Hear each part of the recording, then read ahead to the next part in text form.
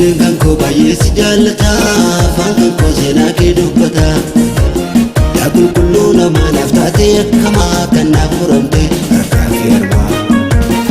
Deemuudhaaf kanaan ani wayii tabbaanan dadhabee barreessuudhaaf jennaan amma kunoo hambaar qophaan dhabee.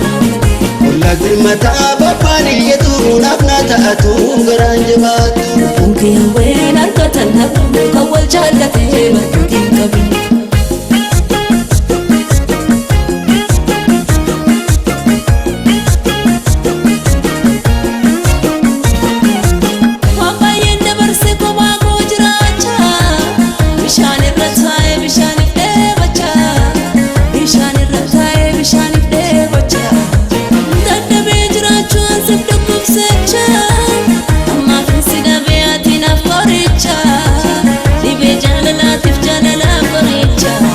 Askootu argate gifti boqolte atileetitti, askoobbaalee roobete gifti asaasaa atileetitti.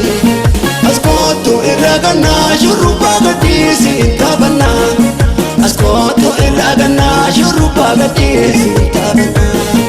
Askootu dabbasaa gadhiise hin sirbina. Askootu birrii fi shumbaa waliin sirbina. Askootu jajjabaadhu yaada fayyadu kan ta'e daawwata. Askootu siitu baafanii waan si jaalladha.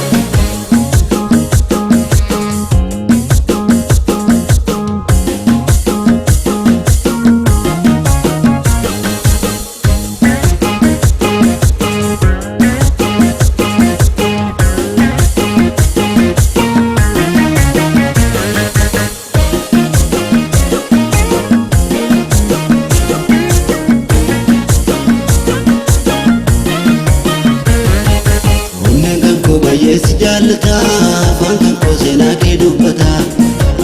Yaa qulqulluu namaaf taatee akkamaa kan naaf furamte harkaa fi harmaa. Deemuudhaaf kanaan ani wayii tabbaanan dadhabee barreessuudhaaf jennaan amma kunoo hambaar qophaan dhabee. Wanta namni jedhu natti hin dhangeffamtu, haala fuutee taatee kanattoon hin gattu. Onneen kee hawween argatan dhabuu namni falmatee bakkee qabu.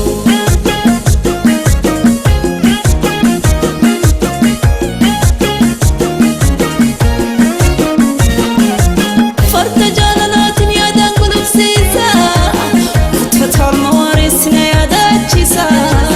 Lafaatee jirtu eenyutu na hambisa, gubbaa jaalalaan samaltu qabbaneessa.